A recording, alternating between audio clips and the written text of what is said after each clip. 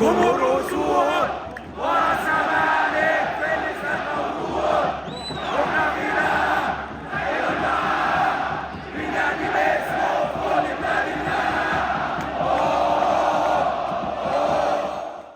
مش هتمشي في يوم لوحدك، احنا طول العمر جنبك، ناس كتير بتموت في حبك يا زمالك. حتى لو بالليل وليل الشمس نورها كان قليل، هنبقى على عهدك ووعدك يا زمالك. مش بالمكسب او خسارة، القضية في العبارة اننا نساك واهلك، مش هتمشي في يوم لوحدك.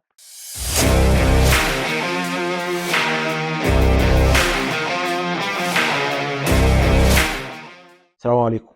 ايه الاخبار يا جماعه؟ عاملين ايه؟ يا رب دايما تكونوا طيبين وبخير، ويا رب دايما في افضل صحه، ويا رب دايما في افضل حال.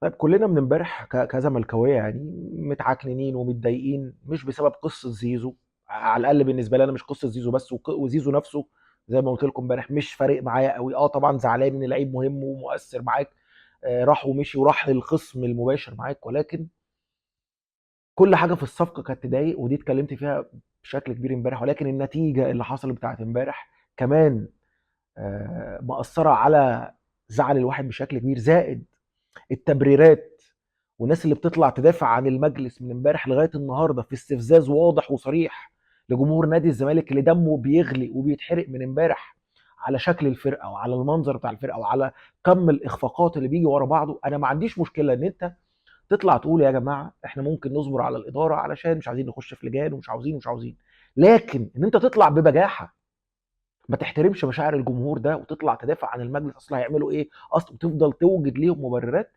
فدي بجاحه انا ما شفتهاش في حياتي، وما احبش ان انا اشوفها في ثاني في يوم من الايام. ولو انت يا عم شايف ان الاداره فعلا مظلومه ومش عارف ايه، تعالى نراجع كده من ساعه الاداره دي ما جت، واحنا نشوف هل الاداره دي مظلومه الناس جايه عليها، هل الاداره دي ناجحه، هل الاداره دي فاشله، ونشوف ايه اللي ممكن يتقال. اولا هنبدا من غرامه كهرباء اللي المفروض كانت تدفع بالدولار، ومجلس الاداره نفسه قال ان وهيصمم ان هو تدفع بالدولار، وقال ان هي تدفع بالدولار، وفي الاخر اتفاجئنا كلها ان هي اتدفعت بالمصري، وكان في جزء متبقي كقسط. وبالنسبه لي الجزء المتبقي كقسط ده مش ازمه، ولكن على الاقل ابسط حقوقك ان انت تاخدها كدولار، لان مصر كلها كانت عارفه ان جاي تعويم وخلاص، الدنيا كلها عارفه، وانت فرطت في حقوقك وفرطت في فرق الفلوس ده ورضيت وقبلت ان انت تاخدها بالمصري. فدي اول حاجه. القصه الثانيه، القصه بتاعت الراعي المقاطعه اللي كلنا كنا عارفينها بس مش عايز اقول اسمه، لما مشيت عكس رغبه الجمهور وخذلت الجمهور فيك، على الرغم ان الجمهور قبل كده طلع وهتف ان هو ضد المنتج ده، ومع ذلك تحديت الناس كلها وخليت المنتج ده راعي من الرعاة اللي موجودين عندك. قصه الانسحاب بتاعت السنه اللي فاتت اللي انت دخلت فيها وطلبت طلبات حتى لو مشروع، بس حتى ما كنتش ذكي وانت بتطلب الطلبات دي، ومع ذلك الجمهور وقف معاك وفي ظهرك وسندك وقال لك معاك للاخر، ولو هتنزل درجه رابعه احنا معاك. وفي الاخر رجعت ولعبت بدون اي مكتسب من المكتسبات. ومش بس كده، ده طلعت الناس بتوعك اللي هم بيدافعوا عنك لغايه دلوقتي قعدت تتهم القرار ده في الجمهور السبب، الجمهور اللي عمل، مع ان القرار ده المسؤول الاول والاخير عنه هو مجلس اداره. الجمهور ما عملش حاجه ان هو ساند ودعم وبس، مش هو اللي خد القرار. وحتى لو يعني هنفترض في اضعف الظروف وفي اضعف الايمان ان انت مشيت ورا راي الجمهور، فده مش حسن تصرف ولا حسن اداره منك ان انت يبقى الجمهور اللي بيبقى ماشيك. تعال نخش مثلا على ملف الكوره. انت بتقول مستلم تركه تقيله وكلنا موافقين في القصه دي، وكان في غرامات وايقاف كده ماشي. طب انت المفروض نضاي كلنا عارفين ان انت مشيته بدون اي مشاكل ومضى مخالصه وما حصلش اي حاجه. اكتشفنا بعد كده انه رفع قضيه وفي مشكله في الفيفا دلوقتي. ياسر حمد قلت برضو ان انت مشيته، ياسر حمد اللي ما جاش ما لعبش غير ماتش ولا ماتشين في 6 شهور، بس سيب اركن ده على جنب. المفروض ان انت مشيته واتفقت مع كل حاجه ورافع شكوى برضو عليك، وفي ناس تانية بس لسه ما بانتش، لان زي ما اتضحك علينا في الناس اللي مشي دي وطلعوا في الاخر هيرفعوا قضيه هو ليهم فلوس، ما ممكن تطلع حاجه تانية جديده. فانت الفشل اللي كان عند اللي قبلك انت قررته هو تاني. صفقه بوينزا، صفقه البركاوي، اتفشكلوا ليه وباظوا ليه؟ البطولات اللي انت خدتها كمجلس، خدنا كونفدراليه وخدنا سوبر، خدنا حاجه تاني؟ لا، ما خدناش اي حاجه تاني. الصفقات بتروح منك بمنتهى السهوله. المدربين جوميز مشي منك بمنتهى السهوله. تعاملك في ملف التجديدات مش عارف تتفاوض مع لعيبه، وخليت الناس بتوع المجلس اللي قبليك اللي عملوا نفس الاخطاء دي وممكن كمان عملوا حاجات اكتر، خليتهم يطلعوا يتريقوا عليك ويقولوا فاشله ويستغلوا الموقف ويطلعوا يهاجموك. طب الالعاب الجماعيه، اليد مفيش اي حاجه، الطايره مفيش اي حاجه، اللهم الا بطوله عربيه وبطوله للسيدات افريقيا ولسه واخد بطوله كاس. السله الفشل اللي كان قبليك بسم الله ما شاء الله عليك حافظت عليه ومكمل على الفشل هو ما خدناش الابيض ولا اسود حتى الان برضه. وامبارح نزل خبر ان في العامل اللي نزل الصوره بتاعت زيزو ملاعب الناشئين قال لك ان انت وقفتهم وان انت منعتهم من دخول النادي ورفعت شكوى ومذكره على حازم ومش عارف على مين كمان. يعني الناس غيرانه على النادي بتاعها ونزلوا الصوره وعملوا، فتطلع توقفهم وعندك لعبه اللي المفروض فعلا كنت توقفه ما وقفتوش ونفضت وكملت عادي عشان كان عندك ماتش مهم قصاد النادي الاهلي.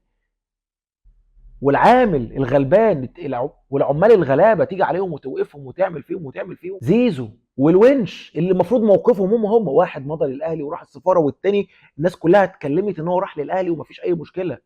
واحد لعب وواحد ما لعبش. انا مش فاهمها ازاي، يا الاثنين يلعبوا يا الاثنين ما يلعبوش، يا الاثنين يروحوا الماتش ويقعدوا على الدكه عشان يستحملوا اللي هيعملوا فيهم الجمهور، لكن واحد تلعب وواحد ما تلعبوش، في دي انا مش فاهمها ومش عارف انت ازاي عملت كده.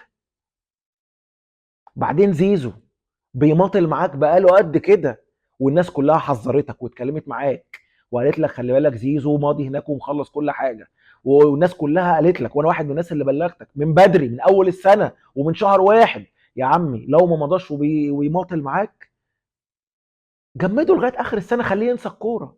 تيجي تجمده وفاضل شهر. طب انت كده استفدت ايه لما وقفته؟ يعني انت استفدت ايه؟ ما هو بيلعب معاك طول الفتره دي، ما عملتش كده من بدري ليه؟ يعني يا اما تعملها من بدري يا اما ما تعملهاش بقى، خلاص ما فيهاش، فاضل شهر ما توقفه من بدري. يعني زي ما انت عملت قبل كده وكنت عاوز تسلمه للجمهور وسربت المفاوضات وسربت ما كنت تسلمه للجمهور في الماتش سهله، وعلى الاقل اسمك بتستفيد منه وتطلع تضحك على الناس وتقول اصل انا بروفيشنال اصل طالما انت ما عرفتش تعمل اللي بتعمله ده ما عرفتش تعمله من بدري. على الاقل اشتغل الناس، اشتغلنا يا عم. والمفروض بقى الفتره اللي جايه سيادتك يا فندم بما انك مجلس اداره كده مكمل معانا الاربع سنين ما فيهاش يعني خلاص، المفروض تطلع على الاقل اعتذر للناس، اطلع واجه الناس بالحقيقه. يا جماعه التركه تقيله، انا كنت جاي شايف حاجات ومفيش حاجات تانية، انا اسف، انا قلت لكم حاسبوني بعد 6 شهور بس انا فشلت حتى الان في ملفات كتير ان ما كانوش كلهم، بس على الاقل اطلع اعتذر للناس وواجههم، قول لهم انا قلت لكم حاسبوني بعد 6 شهور بس لا انا اسف، احنا الفتره اللي جايه هنبتدي نبني وهنبتدي اصبروا علينا قد كذا. الناس هتصبر عليك، واجه الناس بالحقيقه، ما تضحكش على الناس وتبيع لهم الوهم. اطلع واجه واعتذر للناس. الجمهور اللي بيغلي من امبارح يا راجل، بعدين الناس اللي بتدافع عن المجلس امبارح يا جدعان ده في واحد مات وواحد وقع في المدرجات، بتدافعوا عن مين؟ احترموا مشاعر الناس. بقول لك في واحد مات امبارح وانتوا طالعين تدافعوا عنهم. الفتره اللي جايه بقى لو سمحت زي ما قلت لك من شويه بما انك مكمل معانا، اللي عايز الزمالك اهلا وسهلا، اللي مش عاوز يغور في 1060 داهيه زي فيلم الناظر كده شفت، والناس كلها جريت بس في الاخر وصل للنظام والانضباط اللي هو كان عايزه. فانت المفروض تعمل كده، اللي عايزنا اهلا وسهلا، اللي مش عايزنا مع 1000 مليون داهيه، مع 1000 مليون سلامه. بس شرط ما تقولهمش كده وانت ما بتديهمش فلوس وانت مش عارف تتفاوض معاهم وكذا وكذا وكذا، لا، انت قبل ما تقول كده لازم تكون مدي كل واحد حقه عشان اللي يمشي يبقى فعلا غير مأسوف عليه، مش تبقى مغلبهم ومعذبهم وما بتديهمش فلوس وما فيش حقوق ويقعدوا بالست شهور والسنه ما بياخدوش فلوس، تقول اللي عايز يمشي ما هيمشي. اديهم حقهم واديهم مقدرتك اللي انت تقدر عليها بجد، وقول لهم انا اللي اقدر عليه 1 2 3، اللي عايز تمام وده اللي اضمن ان انا اديه لكم بانتظام، اللي عايز يكمل هنشيله فوق راسنا، اللي مش عايز مع 1000 داهيه. بس اللي تطلع من بقك ومن لسانك مع اللعيبه حتى لو جنيه تلتزم بيه، عشان بعد كده اللي يمشي نبقى فاهمين هو مشي ليه. مش نمشي واحد يقول لك اصل ما خدتش فلوس، اصل بقى لي سنه، اصل هنقول عليه برده خلاص مشي من الزمالك، بس برده لو جيت فكرنا بالراحه كده طب ما عنده حق. سيبك من زيزو خاين واتكلمت فيها كتير امبارح مش هعيدها تاني، بس انا بتكلم في اللي جاي. واي واحد واي لعيب في النادي هيجي يلعب ورقه الاهلي قول له مع 1000 سلامه غور، هات لي عرض من الاهلي وانا اوديك ليه. الاهلي عايز يشتريك تعالى اهلا وسهلا يشتريك مني. اللي مش هيبقى على النادي هبيعه في اول قطر. اوعى تخلي ان واحد يقول لك اصل هروح الاهلي تبقى فزاعه بالنسبه لك، لا انا همسك فيه، لا، اللي يفكر يمشي ويروح المنافس بتاعك مع 1000 سلامه طالما باعك ما هيعمل زي زيزو، هيستنى لغايه اخر عقده وهيسيبك وهيمشي. فاللي يبيعك بيعه على طول من غير ما تفكر. والكلام ده انا بقوله للجمهور. انا دخلت في كلاش قبل كده، كنت بتكلم مع ناس، يا جماعه طالما الواد بيفكر وعاوز يروح الاهلي مع 1000 سنه، لا ازاي تقول كده؟ ما خلاص عاوز يسيبني ويمشي، همسك فيه ليه؟ لعيب جامد على عيني وعلى راسي، بس ما خليش حد يلوي دراعي. طيب الحل ايه الفتره اللي جايه؟ اقسم بالله انا دماغي مصدعه والله من امبارح بسبب اللي بيحصل ده، ومش عارف انام. يعني هو نمت 3 4 ساعات كده وصحيت من كتر القلق والتفكير عشان طب ايه الصح يا جماعه؟ طب نعمل ايه؟ طب المجلس ده يقعد؟ لا المجلس ده يمشي. لو جيت فكرت فيها كده هتلاقي الحلين اسوأ من بعض. والكلام ده انا على فكره مش اول مره اقوله دلوقتي، انا بقوله من فتره. ازاي الحلين اسوأ من بعض؟ ان المجلس ده يكمل، انا ما عنديش ثقه فيه 1% انه ممكن يعمل جديد او يطور النادي بربع جنيه. ما عنديش ثقه فيهم نهائي. وان هم يمشوا هتلاقي الفزاعه بتاعت اللجان، وهنخش في دوامات تاني ونخش مش عارف ايه. فهتلاقي في دي فزاعه وهتلاقي في دي فزاعه. الحل ده وحش والحل ده وحش. الاحسن ايه؟ انا خايف اقول لك على حل نعمله ونيجي بعد كده تبقى كارثه. يا ريتنا اخترنا الحل التاني. ما الحل التاني برضه، ما هو الاثنين اسوأ من بعض. بس الاقرب ايه؟ ان هم للاسف هيكملوا الاربع سنين. مش بمزاجي على فكره، ومش بقول لك ده الحل بتاعي، بقول لك مش بمزاجي، هم كده كده هيكملوا الاربع سنين. هل بقى هتكملوا الاربع سنين دول هتعملوا فيهم حاجه، ولا نعمل حسابنا من دلوقتي وما نتفرجش؟ المشكله حتى وانا بقول لك هنتفرج وهنشجع الزمالك وهنحبه اكتر من الاول، مش عشان شويه فشله ماسكين النادي فهنكره النادي، ومش عشان كام لعيب خاين هيسيبنا ويمشي فهنكره النادي. بالعكس هنحب النادي اكتر، وهنقف في ظهره اكتر، وهنشجعه اكتر، وهنموت عشانه اكتر. مش قصدي هنموت عشان، قصدي هنموت في التشجيع عشانه اكتر، وهندافع عنه بكل حاجه فينا عشان خاطر نادي الزمالك. الاسم ده اللي لا انتوا كاداره ولا انتوا كلعيبه عارفين يعني ايه نادي الزمالك، ولا عارفين ومقدرين يعني ايه قيمه نادي كبير زي نادي الزمالك. الواحد زي الونش اللي انا كنت باجي ادافع عنه هنا معاكم واطلع اقول يا جماعه الونش مستواه وحش دلوقتي عشان خاطر هو جه من الدار للنار، المفروض كان يدخل في الماتشات تدريجيا، وانه المدربين هم اللي خلصوا عليه، المفروض يدخل واحده، وكنت بدافع عنه وعن مستواه. بعد كده يروح يقعد مع الناس. انا اكتر واحد اتصدمت فيه، لان انا كنت اكتر واحد تقريبا بدافع عن الناس كلها، انا اكتر واحد كنت بدافع عنه. فانا اكتر واحد مصدوم في الونش بالذات. يعني شوف زيزو انا هرشه وعايز، ويا جماعه اللي بيتفرج عليا على طول سواء بالذات في اللايفات، انا قد ايه اتكلمت على زيزو، قلت يا جماعه الواد هيخلص، انا مش شاري ان الواد يبقى اسطوره، وارجع للفيديوهات واللايفات قلت الكلام ده بدل المره 10. انا مش شاري الكلام اللي بيقوله زيزو، واخرهم كلام اسعاد يونس، قلت انا مش مقتنع بالكلام اللي قاله معاه. فيجي الونش الجمهور ده زي ما كان بيحارب عشان زيزو كان بيحارب عليك ومستنيك سنتين ترجع بفارغ الصبر، ويقف في ظهرك وبيدعمك سنتين ومستنيك. يا اخي الاداره وحشه وبتتفاوض معاك بشكل وحش. الجمهور ده اللي وقف معاك سنتين في محنتك، وقف معاك سنتين في محنتك، بتبيعه وتمشي كده عادي وتروح تتفاوض عادي؟ انتوا ايه؟ خلاص الفلوس مهمه، ما بقولش مش مهمه، بس مش يعني مش كده. يعني وقلتها امبارح، الفلوس هتفرق مع اللي بيقبض 4 و5000 جنيه، فلما ياخد 1000 ولا 2000 ولا 3 زياده تفرق معاه، تفرق. لكن واحد بياخد ارقام خزعبليه المليون ولا اتنين، يا جماعه مش هتفرق معاه في حاجه، مش هيموت من الجوع من غيرهم. لا واحد زي عادل القيعي يكلمك عن اللعب المالي النظيف، ده انت عامل صفقات بمليارات، ادي زيزو وادي بن شرقي وادي تريزيجيه ولسه هتجيب تاني بمليارات، وانت بتتكلم عن اللعب المالي النظيف؟ ده انت بجاحه. ده انت عنده الناس دي يا جماعه عندها كميه بجاحه ما شفتهاش عند حد، اقسم بالله ما شفتها عند حد. بيتكلموا عن اللعب المالي النظيف وهم فلوسهم معروف جايه منين، ومش مش فكره جايه منين بس. يعني انت لو طبقت اللعب المالي النظيف عليك انت هتعمل ايه؟ هتجيب فلوس بقى تكفي الجرمق بتاعه العقود دي منين؟ واحد زي ابراهيم فايق اللي هم المجلس بتاعنا زي الشطار، سواء هو ولا المتحدث بيطلعوا يتكلموا معاه، ولا وبيطلعوا يصيطوه يا هيما، ويطلع المستشار معاه ينجم فيه ويا هيما ومش يا هيما. هيما ده اللي لسه قبل الماتش بتاعك بيوم طلع قال لك الونش ماضي في النادي الاهلي. قبل الماتش بتاعك بيوم طلع قال لك 100% الونش مضى وخلص كل حاجه في النادي الاهلي. ده اللي انتوا بتطلعوا معاه. يرجع بعد الماتش بيوم، يجي او يوم الماتش بالليل يقول لك لا الونش ما مضاش. ده اللي انتوا بتطلعوا معاه، سواء مضى او ما مضاش، بس هو الناس كلها بتاكد انه مضى.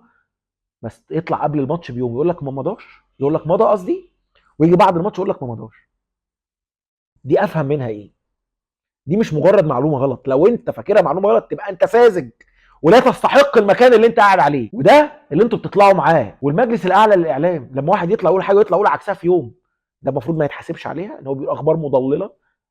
ده اللي هو اصلا حيثيات الحكم اللي هو واخده، اللي انتوا المفروض بتطبقوا الحاجات دي، واي واحد تلاقوه مضلل المفروض ما يشتغلش، لان الكلام ده هو اللي كان قايله على ميدو لما هاجم ميدو. نرجع كده بس لزيزو اخر حته ان انا باكد ان هو خاين، اللي هو كان ماضي وعارف ويطلع يضحك علينا ويشتغلنا وينزل بيقول لك خلوني اخر واحد، خلوني اخر واحد. والناس ساعتها ده بيرمي الكرة في ملعب الاداره، والناس ده الناس هجمت الاداره عشان خاطرك، وخلوني اخر واحد ومش خلوني اخر واحد. بعدين عشان اوريك ان هو خاين، واحد عنده قعده يوم الخميس المفروض هيقعد وهيجدد، يطلع يوم الاثنين ولا يوم الثلاث يطلع تصريحات بيشتم وبيهاجم فيها الاداره. بلاش بيشتم، كان بيهاجم فيها الاداره وهيقعد معاهم يوم الخميس. الناس اللي بيهاجمهم دي، طب لو انت هتقعد يوم الخميس عشان تجدد وهم محضرين لك كل حاجه والدنيا خلصانه، بتهاجمهم يوم الثلاث ليه؟ انت بتهاجمهم عشان يتلككوا لك، عشان ما يقعدوش معاك، عشان انت مش عايز ده، لان انت ماضي ومخلص. انا متخانق مع واحد وراح اصالحه كمان يومين، ما انا لما اطلع اشتمه ما هو مش هيقعد معايا كمان يومين يصالحني.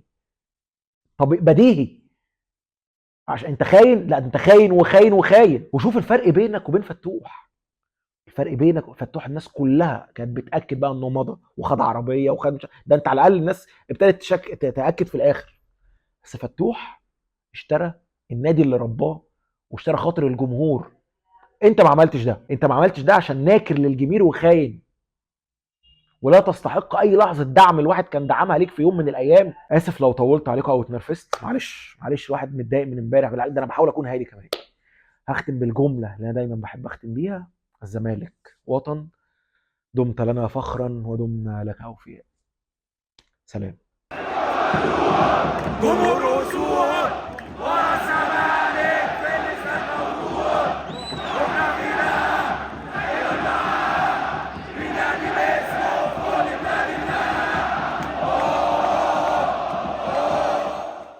مش هتمشي في يوم لوحدك، احنا طول العمر جنبك، ناس كتير بتموت في حبك يا زمالك.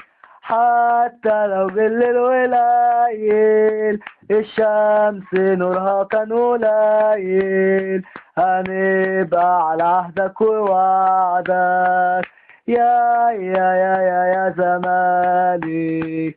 مش بالمكسب او خسارة، القضية في العبارة اننا نساك واهلك، مش هتمشي في يوم لوحدك.